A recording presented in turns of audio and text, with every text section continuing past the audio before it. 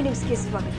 ಬೆಳಗಾವಿ ಜಿಲ್ಲೆ ಖಾನಾಪುರ ಪಟ್ಟಣದಲ್ಲಿ ಸಾರಿಗೆ ಸಂಸ್ಥೆ ಹಾಗೂ ನಾಡದ್ರೋಹಿ ಎಂಇಎಸ್ ಸಂಘಟನೆ ಗಡೀಪಾರು ಮಾಡಬೇಕು ಅಂತ ಕರ್ನಾಟಕ ರಕ್ಷಣಾ ವೇದಿಕೆಯಿಂದ ಶಿವಾಜಿ ವೃತ್ತದಲ್ಲಿ ಮಾನವ ಸರಪಳಿ ನಿರ್ಮಿಸಿ ರಸ್ತೆ ತಡೆದು ಪ್ರತಿಭಟನೆ ಮಾಡಲಾಗಿದೆ. ನಾಡದ್ರೋಹಿ ಎಂಇಎಸ್ ಸಂಘಟನೆಯು ಬೆಳಗಾವಿ ಗಡಿ ಭಾಗದಲ್ಲಿ ಭಾಷಾ ವೈಷಮ್ಯದ ವಿಷಬೀಜ ಬಿತ್ತಿ ರಾಜಕೀಯ ಲಾಭಕ್ಕಾಗಿ ಮುಗ್ಧ ಮರಾಠಿ ಭಾಷಿಕರನ್ನ ಪ್ರಚೋದಿಸಿ ಪ್ರತಿ ವರ್ಷ ಕನ್ನಡ ರಾಜ್ಯೋತ್ಸವದಂದು ಕನ್ನಡ ದಿನ ಆಚರಿಸುವುದು ಹಾಗೂ ಬೆಳಗಾವಿಯಲ್ಲಿ ಅಧಿವೇಶನ ನಡೆಯುವಾಗ ಮಹಾಮೇಳಾವ್ ಮಾಡಿ ಕಾನೂನು ಸುವ್ಯವಸ್ಥೆ ಹಾಳು ಮಾಡಿ ನಾಡದ್ರೋಹ ಬೆಸಗುತ್ತಿರುವ ಪುಂಡರಿಗೆ ಮುಂಜಾಗ್ರತವಾಗಿ ಬಂಧಿಸಿ ಗಡೀಪಾರು ಮಾಡಬೇಕು ಅಂತ ತಹಸೀಲ್ದಾರ್ ಮುಖಾಂತರ ಮುಖ್ಯಮಂತ್ರಿಗಳಿಗೆ ಮನವಿ ಸಲ್ಲಿಸಿದ್ರು.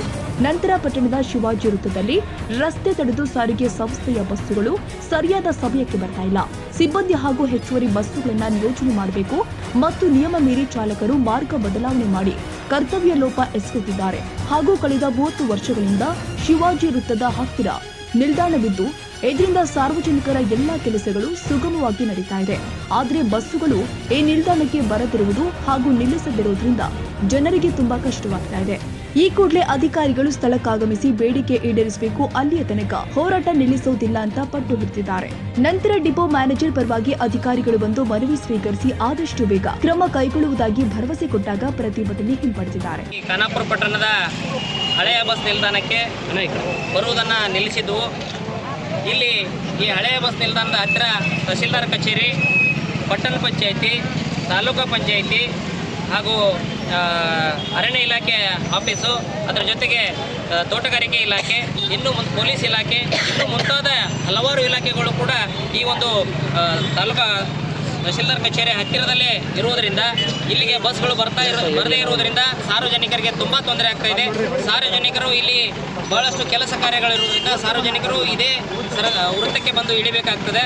ಆದರೆ KSRTC ಬಸ್ಗಳು ಸುಮಾರು 1 ತಿಂಗಳಿಂದ ಈ ನಿಲ್ದಾಣಕ್ಕೆ ಬರದೆ ಹೊಸ ಬಸ್ ನಿಲ್ದಾಣದಿಂದ ಮಾತ್ರ ತಿರುಗಿಸ್ಕೊಂಡು ಹೋಗ್ತಾ ಇದ್ರು. ಇದರಿಂದಾಗಿ ಸಾರ್ವಜನಿಕರಿಗೆ ತುಂಬ ತೊಂದರೆಯಾಗಿ ಆ ತೊಂದರೆಯನ್ನು ನಾವು ಮನಗಂಡು ಇವತ್ತು ಕರ್ನಾಟಕ ರಾಜ್ಯ ರಸ್ತೆ ಸಾರಿಗೆ ಸಂಸ್ಥೆಯ ಇಲಾಖೆಯ ಅಧಿಕಾರಿಗಳ ವಿರುದ್ಧ ಒಂದು ಬೃಹತ್ತಾದ ಪ್ರತಿಭಟನೆಯನ್ನು ಹಮ್ಮಿಕೊಂಡಿದ್ವಿ. ಈ ಪ್ರತಿಭಟನೆಗೆ ಅವರು ಒಪ್ಪಿಕೊಂಡು ತಕ್ಷಣದಿಂದಲೇ ಬಸ್ಗಳನ್ನು ಈ ಬಸ್ ನಿಲ್ದಾಣದಿಂದ ಹೊರಡಿಸುವುದಾಗಿ ಭರವಸೆಯನ್ನು ನೀಡಿದ್ದಾರೆ. ತಹಸೀಲ್ದಾರ್ ಮನವಿ ಕೊಟ್ಟರೆ ಈ ಮುಖಾಂತರ ನಾವು ತಹಸೀಲ್ದಾರ್ ಅವ್ರಿಗೂ ಕೂಡ ಒಂದು ಮನವಿಯನ್ನು ಮಾಡ್ಕೊಳ್ತಿದ್ದೀವಿ ಅಂತಂದರೆ ಈ ಒಂದು ವೃತ್ತದಲ್ಲಿ ಈ ಸಾರ್ವಜನಿಕರಿಗೆ ಅನುಕೂಲವಾಗುವ ರೀತಿಯಲ್ಲಿ ಈ ಬಸ್ಗಳನ್ನು ಇಲ್ಲಿ ತಿರುಗಿಸಲು ಅನುಕೂಲ ಮಾಡಿಕೊಡುವ ನಿಟ್ಟಿನಲ್ಲಿ ವ್ಯವಸ್ಥೆಯನ್ನು ಕಲ್ಪಿಸಿ ಇಲ್ಲಿ ಸಾರ್ವಜನಿಕರಿಗೆ ಅವರು ಇಲ್ಲಿಂದ ಪ್ರಯಾಣ ಮಾಡಲಿಕ್ಕೆ ಅವಕಾಶವನ್ನು ಮಾಡಿಕೊಡ್ಬೇಕಂತ ಅವರಲ್ಲಿ ಕೂಡ ವಿನಂತಿಯನ್ನು ಮಾಡ್ಕೊಳ್ತಾ ಇದೆ. MES ಬಗ್ಗೆ ಇದನ್ನು ಕೊಟ್ಟಿಲ್ಲ. ಅದೊಂದು ಇವತ್ತು ಬೆಳಗಾವಿ ಜಿಲ್ಲೆ ಅಂತ ಹೇಳಿದ್ರೆ ಕರ್ನಾಟಕದ ಅತ್ಯಂತ ದೊಡ್ಡ ಜಿಲ್ಲೆ. ಈ ಬೆಳಗಾವಿಯನ್ನು ಕರ್ನಾಟಕದ 2ನೇ ರಾಜಧಾನಿಯನ್ನಾಗಿ ಸರ್ಕಾರ ಮಾಡುವಂಥ ಗಮನ ಹರಿಸಿದೆ. ಅದರ ಪ್ರಾಯೋಗಿಕವಾಗಿ ಬೆಳಗಾವಿಯಲ್ಲಿ ಸುವರ್ಣ ವಿಧಾನಸೌಧವನ್ನು ಕಟ್ಟಿಸಿ ಈ ಭಾಗದ ಏಳಿಗೆಗಾಗಿ ಸರ್ಕಾರ ದಿಟ್ಟ ಕ್ರಮ ಕೈಗೊಳ್ತಾ ಇದೆ.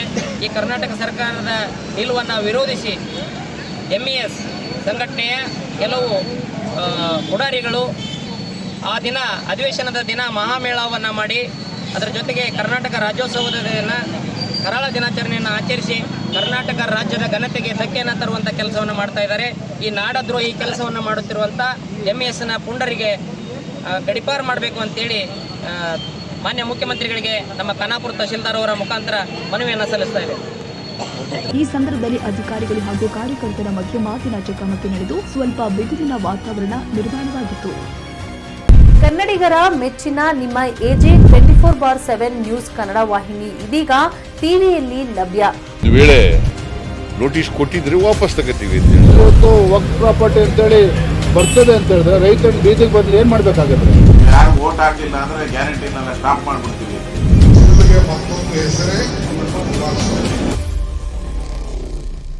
ಕರ್ನಾಟಕ ಮತ್ತು ದೇಶ ವಿದೇಶ 360 ಡಿಗ್ರಿ ಸುದ್ದಿ ಹಾಗೂ ಉತ್ತರ ಕರ್ನಾಟಕ ಬೆಳಗಾವಿ, ಬಾಗಲಕೋಟೆ, ಧಾರವಾಡ, ಹಾವೇರಿ, ಗದಗ, ಬಿಜಾಪುರ ಜಿಲ್ಲೆಯ ಕ್ಷಣ ಕ್ಷಣದ ವಿವರವನ್ನ ಪಡೆಯುವುದಕ್ಕೆ AJ 24/7 ನ್ಯೂಸ್ ಕನ್ನಡ ವಾಹಿನಿಯನ್ನ ಲೈಕ್ ಮಾಡಿ, ವಿಡಿಯೋಗಳನ್ನ ಶೇರ್ ಮಾಡಿ, ಕಮೆಂಟ್ ಮಾಡುವ ಮೂಲಕ ನಮ್ಮ ವಾಹಿನಿಗೆ ಸಹಕಾರ ನೀಡಿ ಮತ್ತು ಚಾನೆಲ್ ಅನ್ನ ಸಬ್ಸ್ಕ್ರೈಬ್ ಮಾಡಿ. ಧನ್ಯವಾದಗಳು.